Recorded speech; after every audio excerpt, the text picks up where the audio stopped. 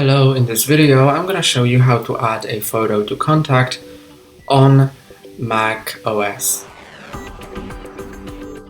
To add a photo to contact, go to Contacts app, then choose a contact which you want to add the photo, click on Edit, and now click on the photo and you can choose a photo from emojis,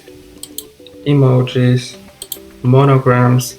You can take it now with camera, or go to photos if you have any photos on your Mac, or go to suggestions, and I'm gonna choose an emoji.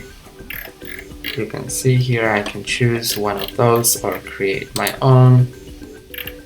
Let's select an emoji. Okay, and save. Then click on done, and that's all for today. Don't forget to like and subscribe. See you next time.